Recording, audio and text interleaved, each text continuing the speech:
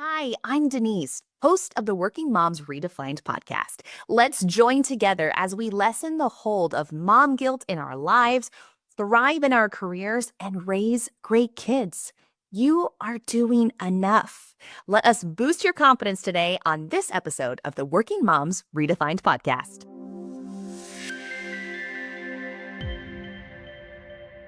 Working Moms Redefined podcast is back at it today, and listeners, it is a absolute pleasure and honor to get to introduce to you today's guest.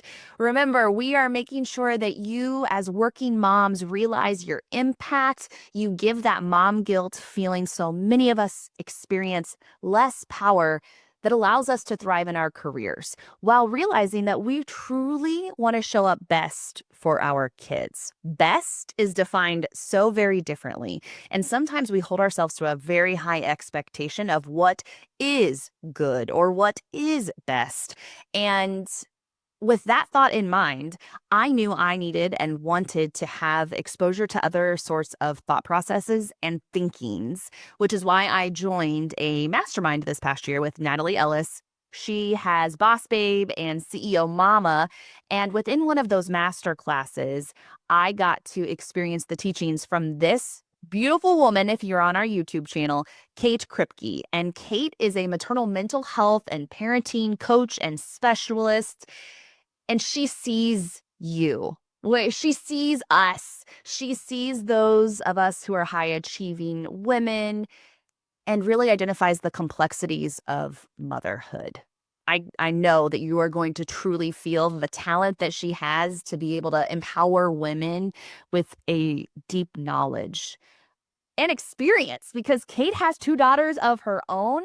Her husband, and these two beautiful daughters live in Colorado. And I think she's going to be able to personally walk us through what it looks like to live in a life of uncertainty and worry from time to time, and also in wonderment and the joy of what motherhood is, should be, and can be. So with that, please help me in welcoming Kate Kripke to the Working Moms Redefined podcast. Kate, thank you for being here.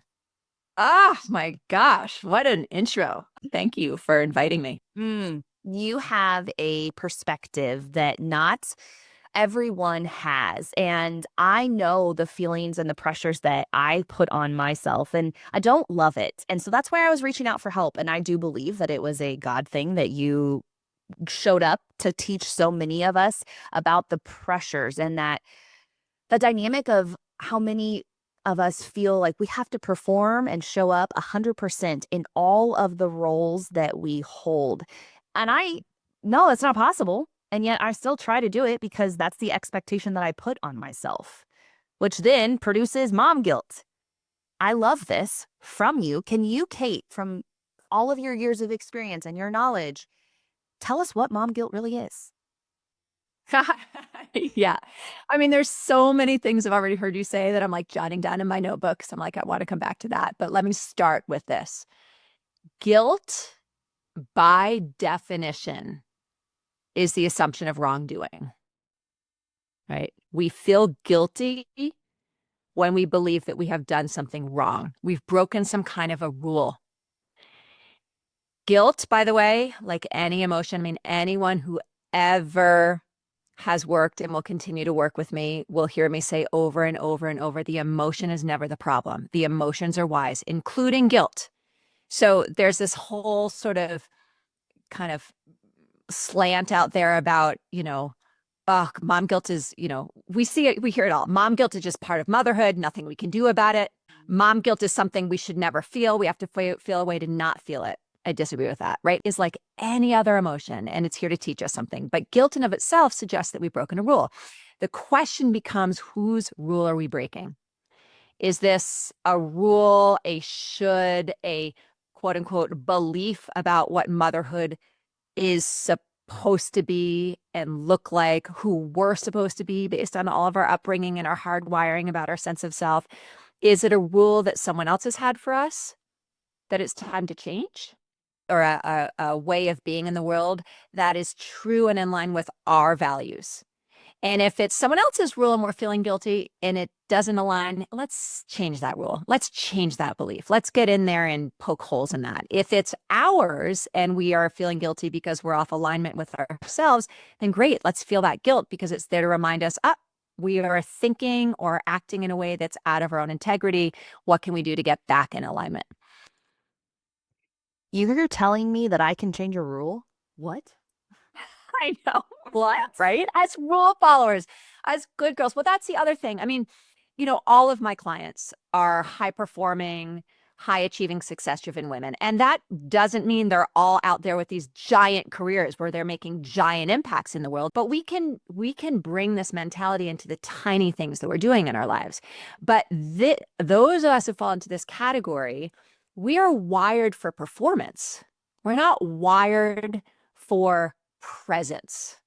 We're not wired for being steady in the moment. We're wired for getting to the next moment, for fixing the problem, for thinking ahead and planning ahead, for striving for the next big goal and next big achievement. And again, it's not that that's bad. I mean, by all means, let's get more women out there doing amazing things in the world. But many of us define our sense of self on those achievements and goals. And when we're not having the experience of meeting a goal the way we think we should meet it, or reaching this expectation, or achieving this thing, when we're not doing that, if we're defining ourselves by those things, we're going to feel very lost very quickly, out of our grounding. And of course, motherhood, all those strategies that we've used in our life to be successful and other things, they do not work here. So most of us are just left with feelings of deep angst and anxiety, and yes, guilt. Guilt is a big one in there. Mm. Like you said, emotions are really the why. And although you said we are not wired for the current moment or being necessarily where our feet are because we think we need to go, go, go, inside of me, I'm instantly thinking, how can I get there? How can I get to that point? And you come with great thought process as to what can we do about it? What can we do with it? Well, let's back up for a moment before we go into the what do we do? Because first of all, isn't that the question us high achievers ask all the time? What do I need to do?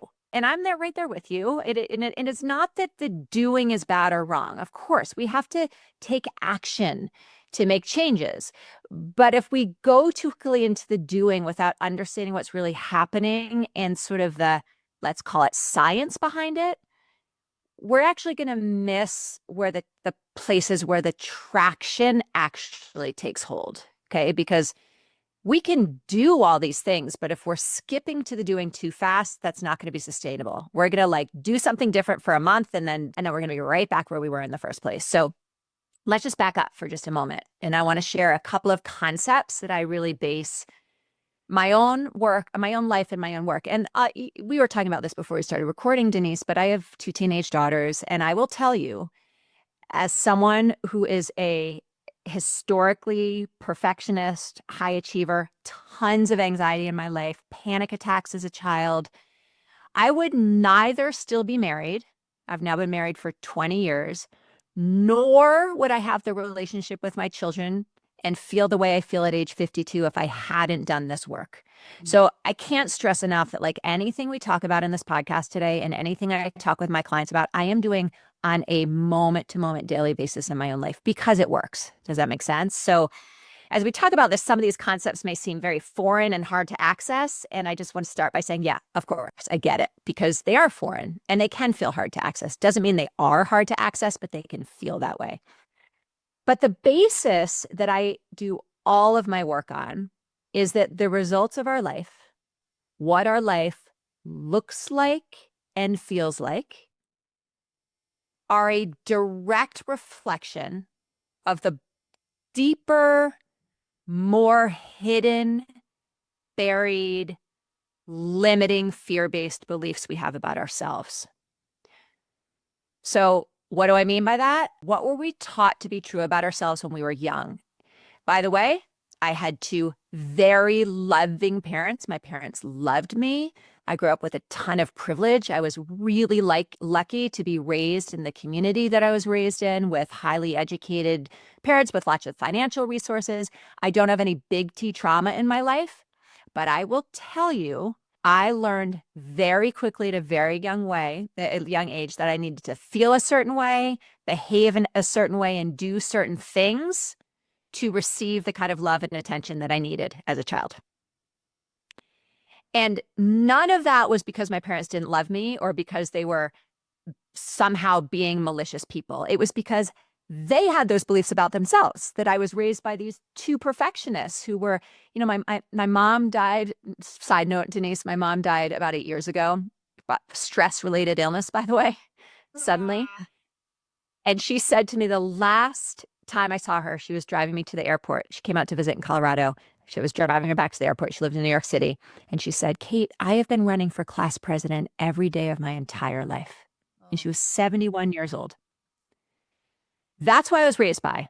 So when I'm raised by that mother who's modeling something, there's no way I'm not going to unintentionally on her part develop the same sense of self. In order for me to feel good enough, in order for me to be okay, I have to be extraordinary.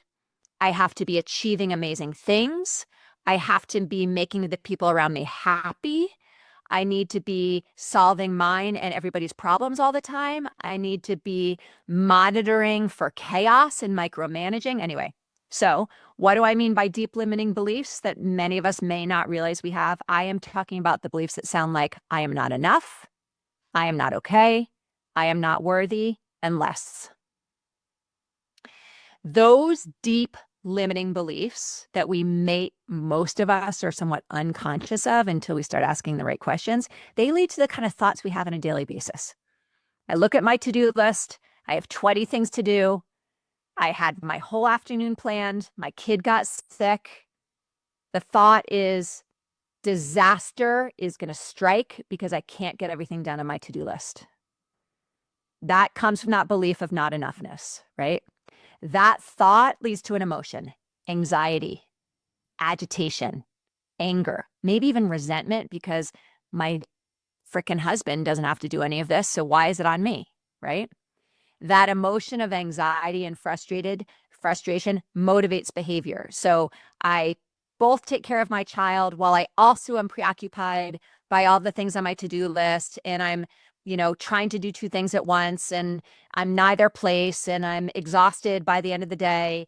And by the way, then I get to bed and I lie down and go to sleep, and my head is spinning over all of the mistakes I made and all the stuff I didn't get done. The results of my life, I'm exhausted, burnt out, disconnected from my children. So we need to pull back and really begin to ask ourselves as high-performing, high-achieving, success-driven women, not that it's not okay to succeed and want to achieve great things, but in what way are my habits and my thought processes that have actually maybe led to great things in my life? How are they actually both connected to some deep-rooted limiting beliefs and also getting in my way of what I might want most in my life, which is going to have to do with feeling, not doing. How do I want to feel? I want to feel grounded. I want to feel peaceful. I want to feel connected. I want to feel grateful. I want to feel inspired. I want to feel motivated. I want to feel all those things that we want to feel. We have to tie those results back to a belief about ourselves that's going to make it possible for us to create a life that looks like that. That was a lot of language. I just talked for like 5 minutes straight. This is exactly what we needed and want to hear. That's why people are showing up, is because they want this type of information. The feeling versus doing concept, man, especially as an Enneagram 3, human design projector achiever, like I know all of what you are saying. I know it. And yet I choose to take the easier route because it's familiar. I know that if I continue to do, I know what that feeling is like. I might want something different. And so when we focus more so on the feeling versus the doing, the action, we ultimately create a life that we want to continue showing up for until we get to a point where we're like, you know what, I'm just going to be done. to a point of I love the concept of coming up with a word of the year. How we want to focus on the entire year and show up. And honestly, how I get there is how do I want to help and make people feel once they leave me? With the statement being true of also, I feel this way. And instantly this year, when I worked through this activity, peace came to mind. I want to feel peace. Do you think I picked that as my word of the year that I wear every day? No, because there is less action around the word peace from my perspective as of yesterday. If I think about it truly, right, there's a lot of time and effort and action that can go into finding peace, but I wasn't looking at it at that point in my life. I rather wanted to be able to choose the word dynamic so that I could see all of the dynamics in my life and be like, yeah, that's okay. Keep doing it all. Yet, do we want to create and continue that cycle that doing it all makes us feel? I would say a lot of us, the answer is no. And you proved that to be true. While I'm thinking to you educate us so much about asking what it looks like to go into those deep limiting beliefs, instantly in my mind, then I'm thinking, you're right. Because you learned and changed your ways, your daughters and that relationship changed. My question that popped into my mind is the kids are young. Is it ever too late to change ourselves that will then impact them differently, Kate? Never too late. Good. Never too late. It is easier to do this when our children are young because I do a lot of the work I do. Moms are my clients. I work with the women who come to work with me because they want to feel different in their life than they feel. Maternal and child mental health are intimately interconnected. So when a mom comes to work with me, she's not my only client, right? Her children are my clients because as we help her feel more grounded, confident. I want to come back to that word in a moment because I have a different definition of that than your listeners may have. So remind me if I forget. But she wants to feel calmer. She wants to feel confident. She wants to feel connected. All of that stuff is going to come from the inside, not the outside. My client are used to saying, okay, well, if I just control my life outside of me, if I get my life outside of me to look and feel a certain way, then I will feel calm on the inside.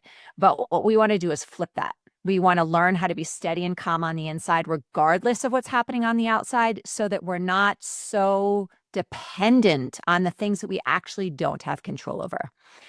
Back to your question, when we are doing this work to tend to our own nervous systems and our own sense of self and our own, capacity to trust that we're okay, when our kids are younger, we set the stage for what we call a secure attachment. We set the stage for us to be able to show up in motherhood the ways that our children need us to, for them to develop into emotionally, psychologically, socially healthy humans, right?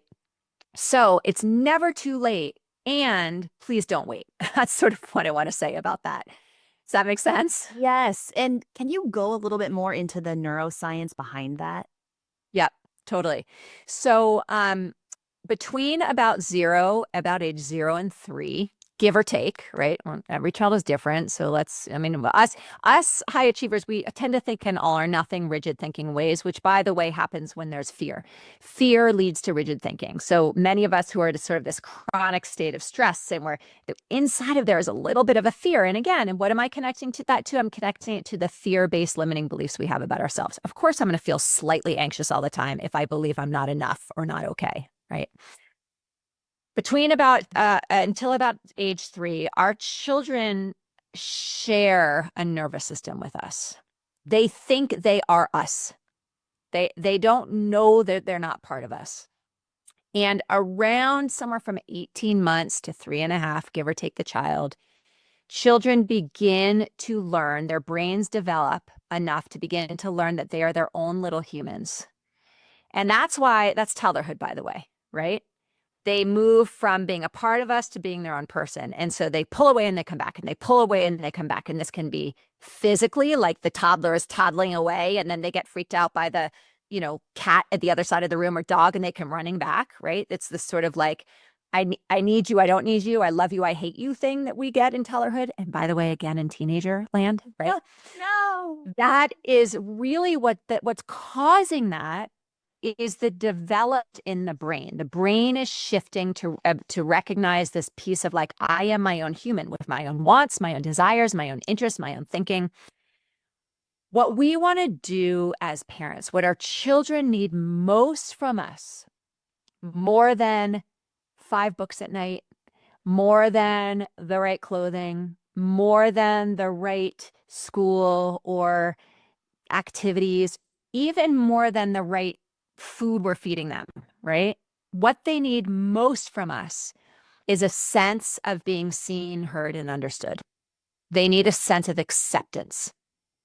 And a secure parent, and let's just talk about mothers, a secure mother is that mother who is healthy enough inside of herself to be able to stay psychologically and emotionally steady while all that crap is happening. One of the things that many of us who are high achievers were not taught to do when we were young is to make room for all of our emotions. We were not taught that emotions are okay. Sadness, disappointment, anger, fear.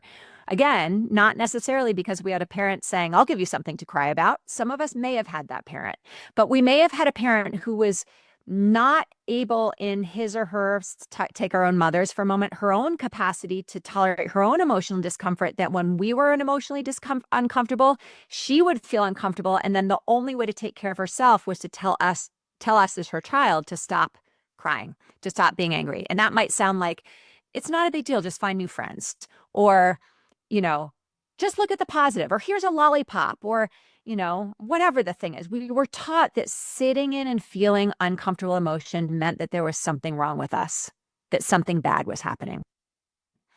To be a securely attached mother, we have to make room for all of our children's feelings. We're going to set boundaries. It doesn't mean that we have to allow our children to scream at the top of their lungs in a restaurant or whatever the thing is. But the emotion behind the behavior is always going to make sense. And if we're coming to that from a place of I'm not enough, or I'm not okay, or I'm not worthy, we're less likely to take care of our brains and our bodies the way we need to be resilient, which is getting enough sleep, eating healthy foods, having strong social relationships outside of motherhood, spending time in nature, moving our body, learning how to breathe, mindfulness practice, play. No one knows how to play. Maybe we'll talk about that in a moment. But if we're not doing those things to tend to ourselves, which, by the way, sometimes also involves pursuing a career outside of motherhood because it fills us up and gives us purpose, if we're not doing those things, we're going to come to those moments, those challenging moments with our children when they're feeling a lot of big emotion with so much depletion and so little resilience that we are going to either get anxious about their feelings and micromanage or helicopter or try to prevent them from feeling any discomfort and pain, or we're going to check out and we're going to either move away and disappear figuratively, emotionally, or physically. It means that we are providing a safe base for our children to come to, both when they're feeling immense joy and when they're feeling immense pain. Long answer, but does that make sense? Beautiful. There is a moment that stands out in my mind of how I acted from a place of anxiety, which ultimately was deep rooted in the I'm not a good enough mom thought process. Yeah. My mom always picked out my outfits for school. Does that mean that I do that for my child? Absolutely not. Honestly, I do the exact opposite. And there is a struggle there sometimes when I see the outfit and I'm like, in my mind, first thought, oh man, my mom would have never let me leave the house like that. Second, look at her. Well done. This is great. What a great way to express your creativity. And I don't correct her in saying, like, you can't wear that. Go change. Is that hard for me? Absolutely. How did I get to the point to not let her? I messed up. And there was a time where I said, oh, Sydney, you can't wear that. And all hell broke loose, right? she cried, she ran, she went to her room, she went to her bed, and I was like, we gotta go. I did not handle it how I would handle it today. And it stands out because I wasn't in a good, healthy spot. I, I wasn't thriving. I wasn't investing into myself. When I think about to my son, the concept that you had shared about our kids are, they think and are connected science based from 0 to 3. They think that we are the same. I struggled really hard with my son from 0 to 3 months. He was I mean, he cried all the time, angry, all of those things. When you said that comment, I instantly looked back and thought, well, of course he was, because I was angry and I was upset and I was experiencing so how could he not feel what I was feeling? Exactly right. Not that it's no, it doesn't deflate the experience at all, but man, it almost makes it better for me to look back and say, and give him grace and not look at him and be mad for, you stole the maternity leave that I expected to have away from me. Instead, look at, oh, well, you were just acting how I wished I would have been able to. Oh my gosh, there's so much here. And I'm so grateful you're bringing this up. I mean, my turning moment, my big mistake that scared the crap out of me was when my now 18-year-old was 2.5. I had a newborn. I think she was probably 4 or 5 months at this point. I had very severe postpartum anxiety after my first baby was born, not after my second, interestingly, but it showed up differently. Like, right, that sort of ragey thing a lot of us can feel. Like, I wouldn't have described it as anxiety. I would have described it as just internal rage, anger. And I remember a time I was putting my second daughter to bed to sleep, nap time. And my first daughter, Kinley, who is literally, they're two very different children. And Kinley has been even Steven her whole life. She does not have much range of emotion. My second daughter really likes to feel her emotion. And when she feels it big. And so getting her to sleep, having her sleep was like a godsend because it would be quiet in the house. And in comes Kinley with like a drawing she had made. And she busts open the door. Mommy, look what I drew. And I remember screaming so loud that my throat hurt. And looking at her eyes, I mean, I scared her. And I was like, what am I working for here? The perfect household where your child naps between 1 and 3 p.m. every day because that's when they're supposed to nap, quote unquote. The perfectly well-behaved child who never disturbs me when I'm putting the baby. I just realized in that moment, like, wow, I am so far off course here from how I want to feel in motherhood because I was following these rigid rules and how my children needed to be behaving in order for me to feel like a good mom. I think we all get caught in this, but it reminds me a little bit of something I use in my work a lot and with myself is this statement, which by the way requires self-compassion. It requires vulnerability. It requires a willing to feel a lot of emotional discomfort to acknowledge this. But you know this as much as I do, Denise. We can't change anything we can't see. So what we're not aware of will control us. What we become aware of, we can quote unquote control or do something about. But the statement is, I say I want X, but I'm unconsciously committed to Y. I say I want beautiful, strong, healthy relationships with my children, but I'm unconsciously committed to prioritizing getting everything right to feeling the way I want to feel. I say, and we can do this in other ways. I say I want to feel better in my body. I say I want to be exercising more. I'm unconsciously committed to feeling like crap. And again, it's the same idea. It's like the results of our life, they're going to show us what we're committed to. They're not going to show us what we want. They're going to show us what we're committed to. And confirmation bias will do this. So if I am committed to this belief that I'm not enough, if I'm committed to this belief that I am not okay, and I am not enough and I'm not okay can look like I'm not a good enough mom. I'm not doing enough at work. My children aren't well enough behaved. I'm not like all of those things. There's something wrong with my child. There's something wrong with me. If I am so committed to those beliefs that I think that they're fact, I am going to think, feel, and act in that pipeline we talked about a few minutes ago in a way that's going to make the results of my life a direct mirror of that. And this is like an interesting concept because you said when you were starting, when you did the intro, what did you say? You said, we expect ourselves to perform at 100%. I actually want me and you and all of our listeners to take 100% responsibility for our part in our lives, but not 101%. Not 99%, not 101%. Many of us who say, I have to show up as 100% at work or at home, we're actually expecting us to show up as 100% plus some of the other people's 100%, right? Not just owning our part, but taking responsibility for everybody else's stuff. That is not possible. So all of this is so fascinating because we may be moving through our lives not really paying attention to all of these things that are under the surface. And when I use the word unconscious, really what I'm talking about is our hardwiring. What are we doing? How are we thinking that's so habitual? It's so hardwired. It's so familiar to us that we are not even aware that we're doing it. I know I'm not the only one that has teared up listening to you in the time that we've already spent. So if that is you, listener, you're not alone. Community happens when we have these conversations together.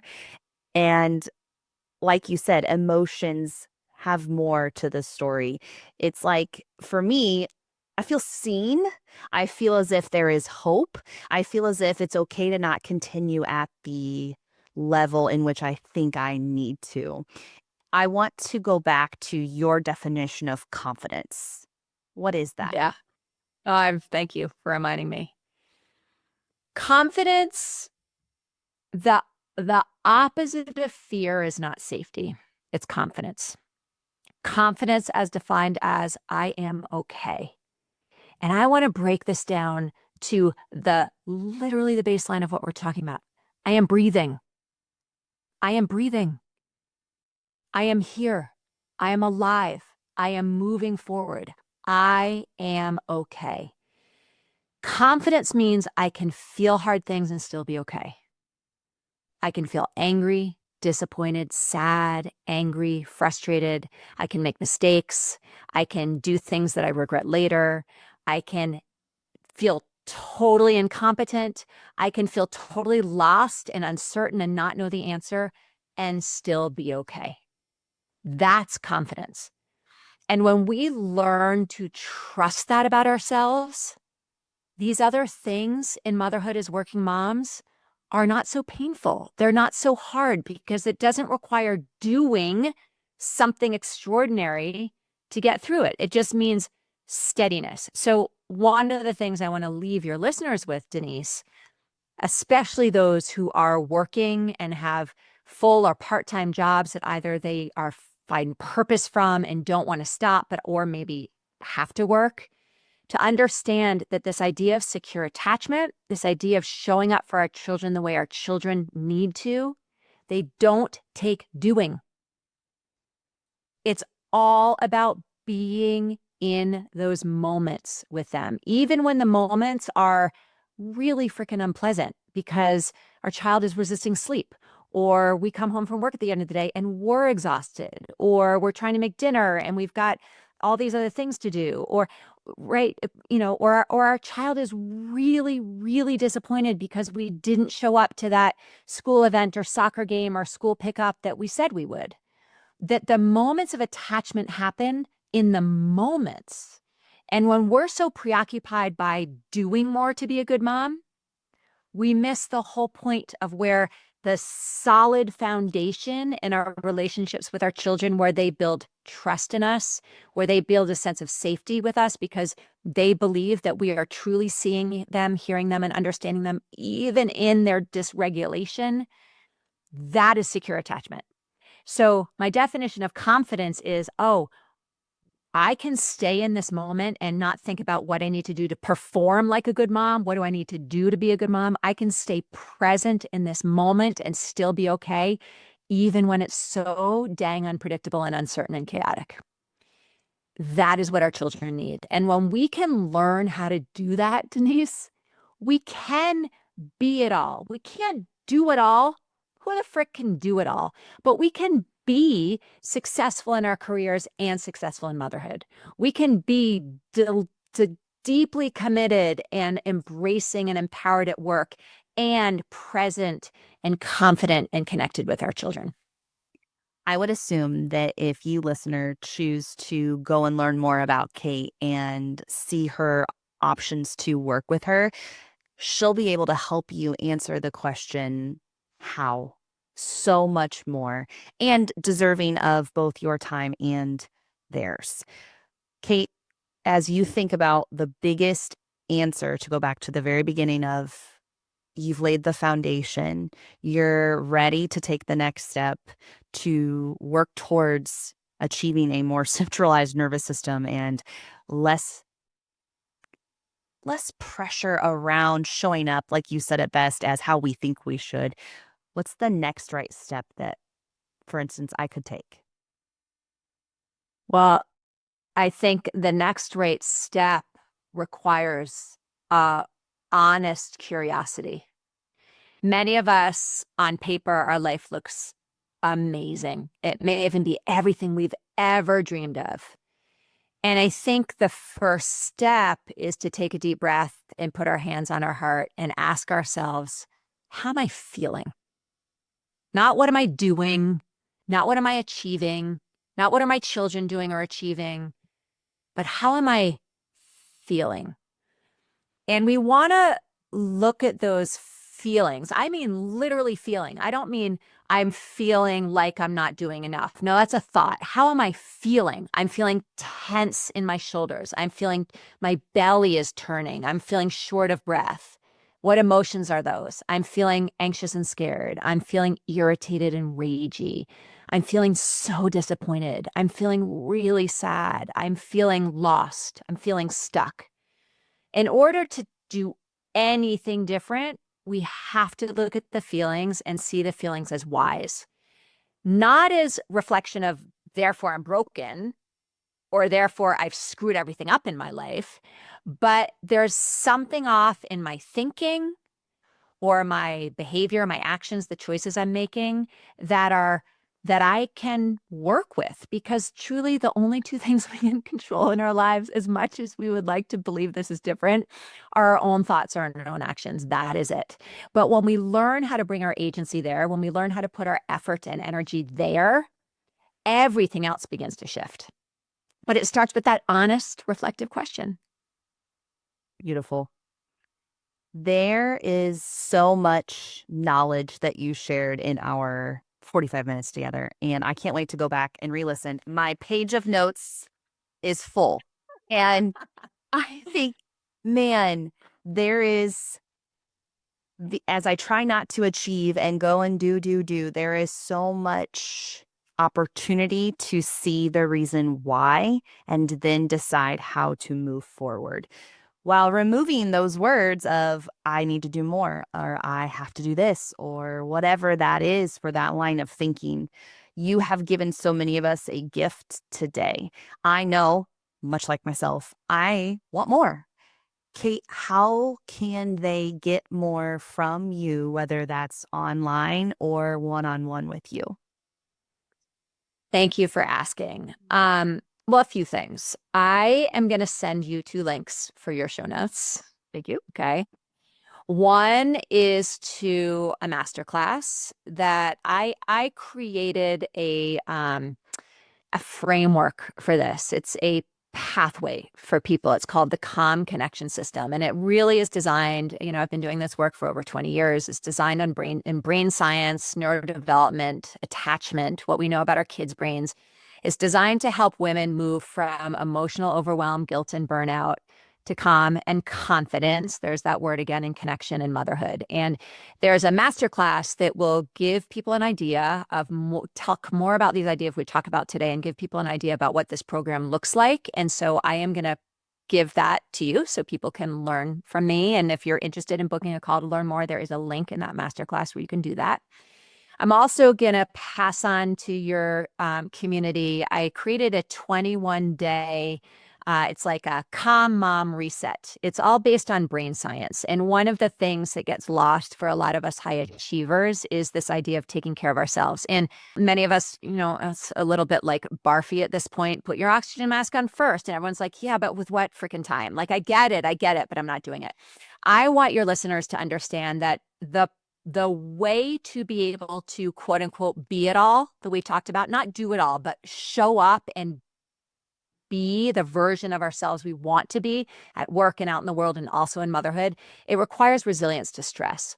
And if we're not feeding our brain with what our brain needs to be resilient to stress, we will not be able to do that.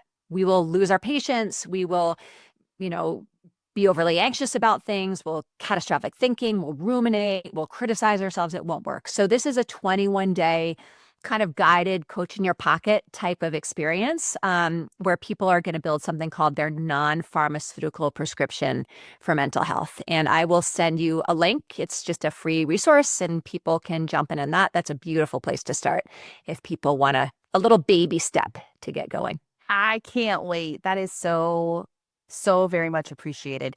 She's not going to be the one to tell you this, so I want to make sure that I highlight it. Kate, also, you have a book. It's called Reinventing Supermom: Support, Encouragement, and Strategies for New Mothers Who Feel Lost. I will link to Amazon in the show notes if you are at all interested in reading from Kate directly, as well as her website, Instagram, and LinkedIn as well. But Kate, what a pleasure. Thank you for making time to pour into women with no expectation. You do it because you love people, and that is seen.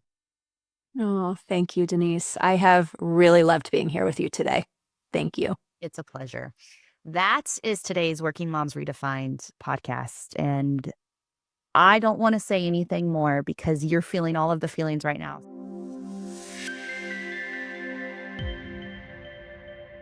Thank you for listening to the Working Moms Redefined podcast. It is not lost on me that you chose to spend time together. Thank you.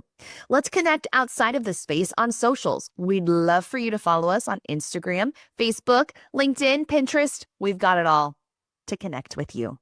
If you feel as if someone in your life could be impacted by this message, feel free to share it. That is the biggest compliment. As we part ways together, remember, you can do hard things.